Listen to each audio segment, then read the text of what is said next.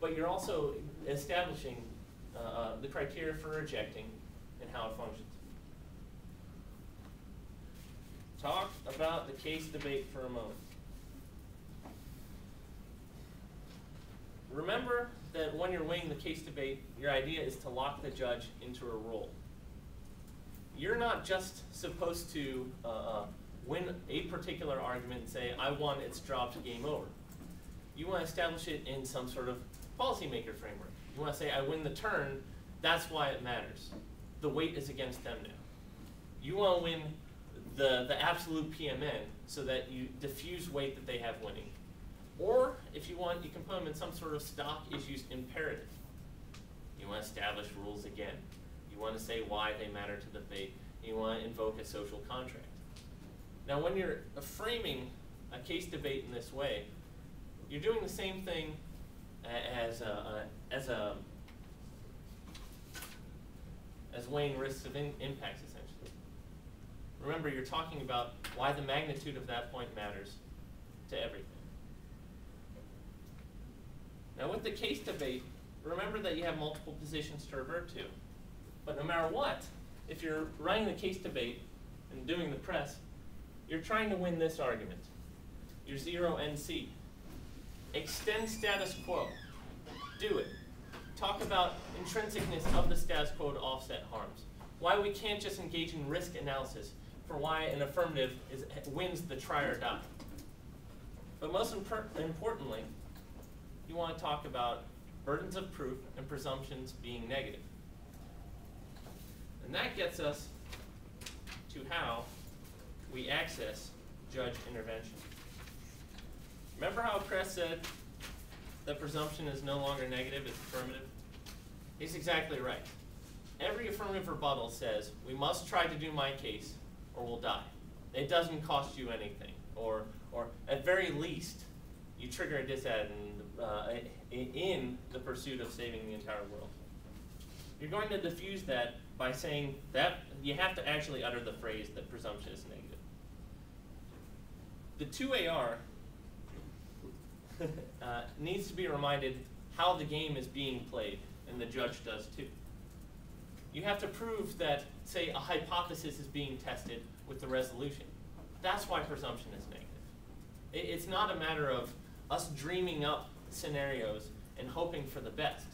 It's a matter of precision. It's a matter of making accurate claims in the context of proving a resolution.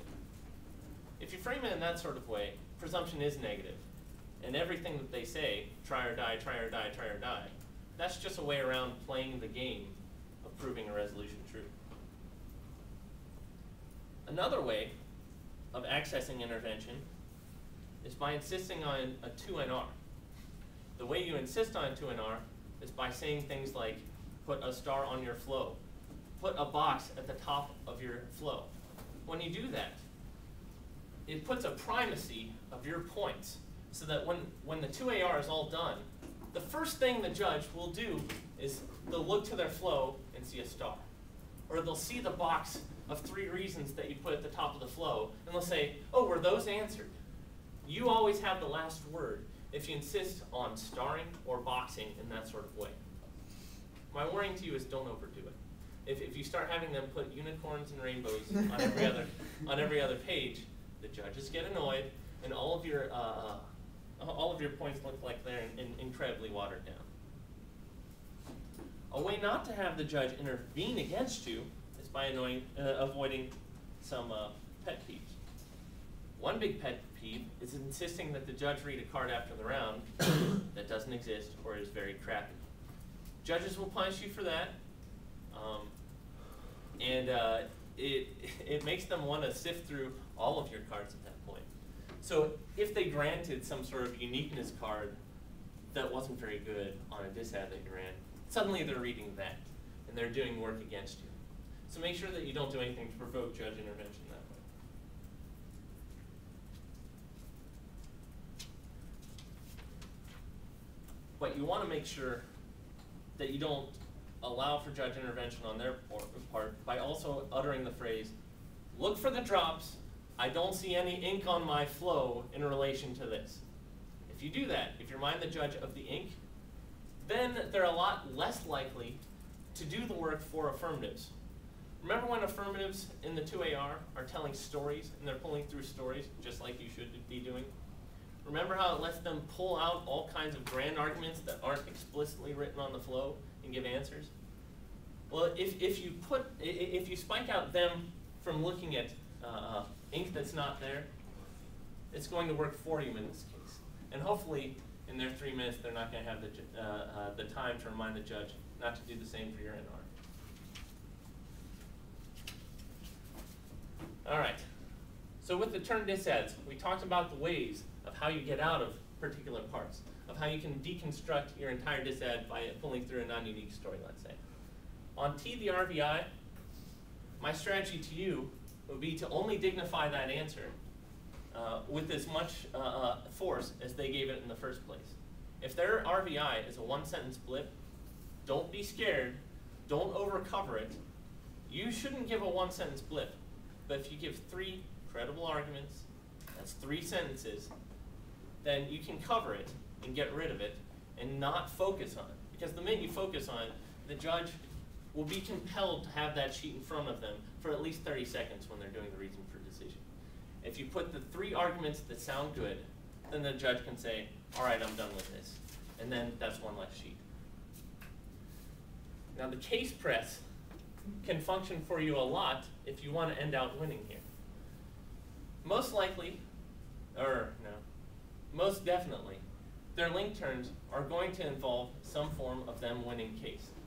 If they involve them using a planned plank specifically, fiating a link turn, then you're probably going to run some sort of procedure already. But strangely enough, a lot of people will try to win the disads first, then they'll try and win the case press last, and then try and do defense against the RVI as the last priority. But this is actually the reverse order. Diffuse the D rule, right? But you want to win the case press first so that when you get to the disadvantages, they make sense. If you skew the order, if you cover the disadvantage, and you don't win the link turn level first, then judges are going to look to this flow last, and then they'll return to what's already established here.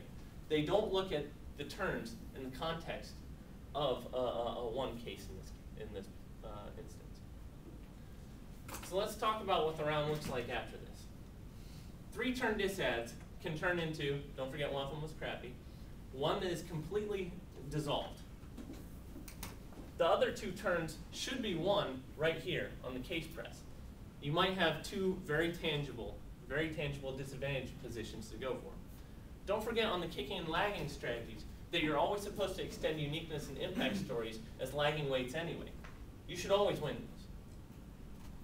At that point, you can have a pretty solid case press that suddenly wins you 2 offensive disadvantages, and you're immune from a 3rd turn position.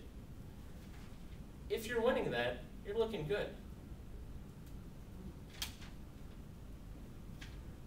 I'm trying to come up with some sort of scenario where this would make sense.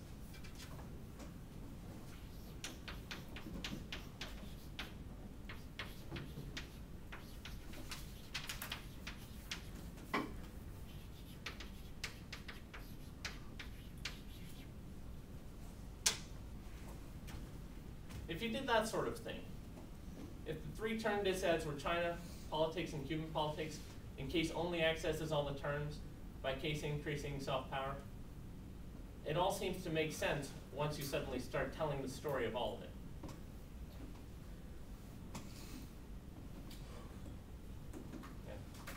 Okay. I think we're okay. Who has questions? That's why I won. Okay. All right. Well, anyway, the big part is just make sure that you're extending status quo. Make sure that when you're extending in your last rebuttal, that you extend the stories at the top, and then you make the point-by-point extensions after that. That's what gets you the psychological advantage of the 2AR, and it's what allows you to be efficient. Judges don't just vote on individual points. If they did, they'd only look at the amount of red ink versus black ink at the end of the round, and it would be determined that way. If you're winning the story at the top, and then you're proving it through your established points that you're extending, you're more likely to win. Judges look at entire sheets of paper and how they flow rather than all the individual points. As long as you understand those concepts,